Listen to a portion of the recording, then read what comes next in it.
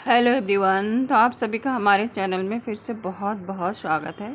तो दोस्तों, आज मैं आप लोग से बहुत ज़रूरी जानकारी शेयर कर रही हूँ। और दोस्तों, हम जब गार्डनिंग करते हैं और हमारे पास बहुत सारी मिट्टी की कमी हो जाती है, तो वैसे में हम मिट्टी की कमी को कैसे दूर करें। और ख़ास करके शहरों में दोस्तों, शहरों में अक्सर मिट्टी की बहुत कमी होती है, कहीं से मिट्टी मिलती नहीं है। वैसे में हमें थोड़ी सी हेल्प मिल जाएगी इस वीडियो से। तो दोस्तों, जब भी हम नर्सरी का पौधा लाते हैं तो उसमें बहुत सारी नर्सरी की मिट्टी लगी होती है जो काफ़ी चिकनी होती है। तो आज मैं उसी मिट्टी को हेल्दी बनाने के लिए बताऊंगी। और उस मिट्टी को अगर आप फेंक देते हैं दोस्तों, तो फेंकिए मत, उसे हम आसानी से यूज़ कर सकते हैं। तो उसके लिए हमें क्या क्या करना होगा उसी चीज़ को मैं बताऊँगी। और ये देखिए दोस्तों, इन दोनों में नर्सरी वाले पौधे ही लगे हुए थे। तो इसमें मैं बिनका लगाई थी, जो गर्मियों में मैं थोड़ा आउट ऑफ स्टेशन हुई तो दोनों पौधा हमारा ख़राब हो गया। तो आज मैं इसी मिट्टी को में जो नर्सरी वाली मिट्टी है उसको मैं हेल्दी बनाने के लिए आप लोग शेयर कर रही हूँ। तो ये काफ़ी हेल्प हो जाता है दोस्तों। अगर हमें कहीं पर छोटी सी भी मिट्टी मिल जाती है तो ये हमारे लिए काफ़ी हेल्प की बात है। तो इसमें देखिए दोस्तों, बीच में जो चिकनी वाली मिट्टी लग रही है, तो यही देखिए यहाँ पर ये मिट्टी है नर्सरी वाली। तो जब भी हम लोग पौधा गर्मियों में लाते हैं तो इसी तरह लगा देते हैं। उसके बाद हमारा पौधा ख़राब भी हो जाता है इससे, लेकिन कुछ कर नहीं सकते हैं, क्योंकि अगर इसे हटा के लगाएंगे गर्मियों में मिट्टी, तो फिर हमारे पौधे ख़राब होते हैं। तो इसीलिए हम लोग नर्सरी वाली मिट्टी में लगा देते हैं, लेकिन बाद में इसे हम लोग अक्सर निकाल के फेंक देते हैं। लेकिन अगर आप फेंकते हैं तो मत फेंकिए, इसका हम लोग दोबारा यूज़ करेंगे। तो देखिए, हमने सारी मिट्टी को इसी तरह चूर कर दिया है।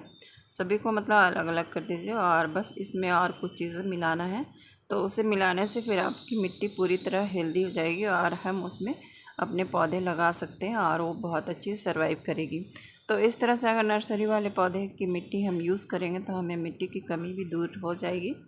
तो चलिए देखिए, हमने सारा निकाल दिया। और अब देखिए दोस्तों, आपको पता भी नहीं चल रहा होगा कि कौन सी नर्सरी वाली मिट्टी, क्योंकि थोड़ी सी इसमें थी जो लगी हुई थी, बाकी मिट्टी हमारे घर की बनी हुई थी। तो ऐसे भी मेरी मिट्टी बहुत उर्वरक है, क्योंकि मैं जितनी भी मिट्टी मिलाई हूँ सारा मेरा किचन वेस्ट से बना हुआ है। मैं बाहर से मिट्टी बहुत कम ही लाई हूँ।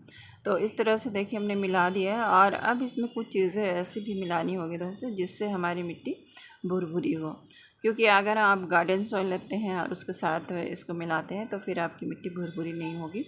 इसकी वजह से फिर हमारे प्लांट ख़राब होंगे। और गमले में जब हम लगाते हैं पौधे, तो उसके लिए हमें चाहिए एकदम हेल्दी और वेल ड्रेन मिट्टी, कि जैसे ही पानी डाला बाहर आ गया पानी।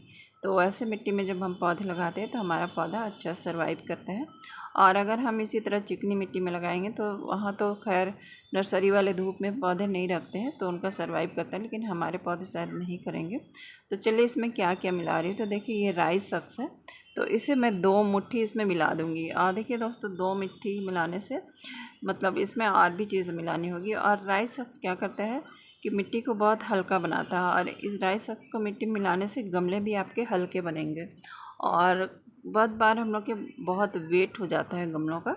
तो और ये भी ध्यान दीजिए दोस्तों कि आपको कौन सा पौधा लगाना है। बहुत सारे हार्डी प्लांट होते हैं तो उससे आप उतना ज़्यादा मतलब हल्का मिट्टी नहीं बनाएंगे तो भी चलेगा, लेकिन बहुत सारे सक्कुलेंट होते हैं। तो सक्कुलेंट के लिए अगर आप मिट्टी बना रहे हैं तो आपको अच्छे से इसमें राइस सक्स डालना होगा, क्योंकि इसके लिए मिट्टी हल्की होनी चाहिए। और देखिए, अगर इस तरह से मुट्ठी बांध कर देखते हैं तो आपको पता चल जाएगा कि आपकी मिट्टी कितनी मतलब भुरभुरी बनी है। तो देखिए, इस तरह से हमने मिला दिया। और इसमें अब और मैं एक चीज़ मिलाऊंगी। आप अपनी मिट्टी को इस तरह मिलाते जाइए, और आपको जब लगता है कि और कुछ डालना है तभी डालिए। तो यहाँ पर मैं थोड़ी सी सैंड मिला रही हूँ। तो सैंड भी मिट्टी को भुरभुरा बनाता है, लेकिन सैंड अब डालेंगे तो आपकी मिट्टी हल्की नहीं होगी, वो भारी ही रहेगी, क्योंकि सैंड का भी वज़न होता है। तो इस तरह से हम लोग धीरे धीरे सारी मिट्टी अगर मिला दिए तो अब ये मिट्टी हमारी तैयार हो चुकी है दोस्तों। तो इन मिट्टी को इस तरह से मिलाने से फिर अब आप इसमें अपने मतलब जो भी पौधे लगाना है उसके लिए मिट्टी आपका सोना बनकर तैयार है। लेकिन अब हमें इसमें लगाना है गुड़हल का पौधा, तो मैं इसमें गुड़हल के पौधे के लिए मिट्टी बना रही हूँ। तो अब मैं खाद डालूँगी इसमें। और देखिए दोस्तों, मेरी मिट्टी का कलर ही देख के आपको लग गया होगा कि मेरी मिट्टी काफ़ी अच्छी थी, तो इसलिए मैंने ज़्यादा वर्मी कंपोस्ट नहीं डाला है, थोड़ा ही सा डाला है। और मैं ऐसे भी करती हूँ कि बारिश में मैं ज़्यादा खाद नहीं डालती हूँ, इसलिए मैं कम डाली हूँ। और अब ले रही हूँ ये 1 चम्मच से मतलब 1 चम्मच नीम खली है। तो नीम खली फंगिसाइड का भी काम करता है। और इससे भी मिट्टी हमारी अच्छी होती है। और ये है मैं राख ले रही हूँ, तो राख भी फंगिसाइड का भी काम करता है, लेकिन इसमें फास्फोरस कैल्शियम भी होते हैं, तो इसके वजह से फूलों वाले पौधे के लिए ये मिट्टी बहुत अच्छी और हेल्दी बन जाएगी। तो इस तरह से आप भी ज़रूर राख ज़रूर मिलाइएगा। राख बहुत अच्छा होता है पौधों के लिए, और इससे बहुत सारे मिट्टी में जो भी फंगस होते हैं उससे भी ये बचाता है। तो इसीलिए राख अपने घरों में ज़रूर लाएं और इसे मिट्टी में मिलाएं। और ये बहुत सस्ती चीज़ होती है दोस्तों, आप खुद से भी बना सकते हैं। मैं कभी आप लोगों को शेयर कर दूँगी कि राख कैसे बनाते हैं। और देखिए दोस्तों, ये है 1 चम्मच के करीब एप्सम सॉल्ट डाला है, और 1 गमले की मिट्टी थी दोस्तों, लेकिन इसे मिलाने के बाद ये 2 गमले बन जाएंगे। और अब मैं मिला रही हूँ 1 चम्मच के करीब सरसों की खली का पाउडर बना के मैंने रख दिया था। खली ला के मैं इस तरह से पाउडर बना के रख देती हूँ, और इसे ही मैं डाल रही हूँ। तो आप फूलों वाले पौधों के लिए मिट्टी एकदम उर्वरक ही बनाइए, तो उसमें जल्दी से फूल आएंगे और सर्वाइव भी करेंगे। तो देखिए इस तरह से पूरी मिट्टी को मिला देना है। और अब हमारी मिट्टी पूरी तरह से बनकर तैयार है, और इसमें हम कोई भी फूलों वाला पौधा या सब्जियों वाला पौधा लगा सकते हैं। तो देखिए दोस्तों, कितनी आसानी से हम कोई भी मिट्टी को, बेकार सी मिट्टी, कोई भी मिट्टी इस तरह चिकनी मिट्टी ले लेते हैं, तो उसमें इन सारी चीज़ों को डालने के बाद हमारी मिट्टी उर्वरक हो जाती है। और देखिए दोस्तों, इस समय आपको मिट्टी थोड़ी सूखी भी लग रही होगी, तो मैंने 2 दिन इसे छोड़ दिया था, थोड़ी सी सूख भी गई। और अब आप देखिए दोस्तों, आपको पूरी तरह से लग रहा होगा कि ये मिट्टी में बिल्कुल भी नर्सरी वाली मिट्टी नहीं है। तो इस तरह से हमारी मिट्टी अच्छी बनकर तैयार हो गई है। और अब हमें इसमें पौधे लगाना है, तो मैं दिखाती हूँ मैं इसमें कौन सा पौधा लगाऊंगी। तो देखिए, ये गुड़हल का पौधा है, और इसमें बहुत अच्छे फूल आते थे दोस्तों, लेकिन गर्मियों में थोड़ा सूख सा गया था कि इसमें कुछ दिन पानी नहीं पड़ा, तो इसीलिए। लेकिन अभी भी इसमें एक ब्रांच बाकी है, तो मैं इसे लगाऊंगी। और इसमें लाल रंग के बहुत सुंदर से फूल आते थे, लेकिन अभी एक पूरा छोटा गमला में है, और देखिए ये बिल्कुल टूटा हुआ गमला में था।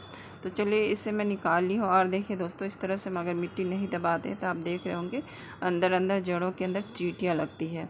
तो इसीलिए मैं कहती हूँ कि मिट्टी जब भी डालें पौधे की रिपोर्टिंग करते समय, तो थोड़ा सा मिट्टी को दबा देना चाहिए। तो चलिए अब मैं इस पौधे को निकाल लेती हूँ, और पूरी मिट्टी मैं इसकी हटाऊँगी नहीं, क्योंकि अब थोड़ी सी धूप तेज़ होने लगी है हमारे गार्डन में, तो इससे होगा कि हमारा पौधा ख़राब हो जाएगा। इसीलिए अब जब भी रिपोर्टिंग करें, अगर आपके यहाँ भी धूप तेज़ हो रही है, तो बस थोड़ी सी मतलब मिट्टी रहने देना है। तो अभी मेरे पास ज़्यादा पौधे नहीं हैं, तो इसे मैं ख़राब करना बिल्कुल नहीं चाहूँगी। तो देखिए इस तरह से हमें लगा लेना है। और एक चीज़ मैं इसमें नहीं डाली दोस्तों, कैल्शियम के लिए आप कुछ भी डाल सकते हैं, तो ज़रूर डालिए। और तो बस इतना करना है, और आपके गार्डन में भी मिट्टी की कमी नहीं होगी। तो आप लोग भी ऐसा करें और पौधे लगाइए। और गुड़हल का पौधा बहुत अच्छा पौधा है, तो इसके बेनिफिट्स भी आप लोग जानते ही होंगे। तो इस तरह से देखिए, हमने थोड़ी सी मिट्टी रहने दी है और उसके बाद लगाया है। और देखिए, ये टूटा हुआ गमला में लगा था, और इसे लगाया हुआ करीब 2 साल से इसमें पड़ा हुआ है दोस्तों। अगर आप छोटे गमले में पौधे को रहने देते हैं तो ज़्यादा बड़े नहीं होते हैं, और जैसे ही आप बड़े गमले देंगे दोस्तों, तो फिर वो पौधे बहुत जल्दी बड़ा हो जाते हैं, फिर आपको परेशानी होगी। तो मैं सोचती हूँ कि मेरे सारे पौधे छोटे ही हों, इसीलिए मैं थोड़ा छोटे छोटे गमलों में लगा के रखती हूँ। तो चलिए अब इसे लगा लेते हैं। और इस तरह से हमारा पौधा लगाने के लिए मिट्टी मुझे मिल गई है। तो बस इतना ही करना है, और आपको मिट्टी की कमी भी पूरी हो जाएगी, आपके पौधे भी अच्छे हो जाएंगे। तो देखिए, जब भी मिट्टी डालिए थोड़ा सा इसे दबा देना है, और उसके बाद इसे बीच में रख के इसमें मिट्टी डाल देना है। तो चलिए मैं इसी तरह इसमें मिट्टी डालती हूँ।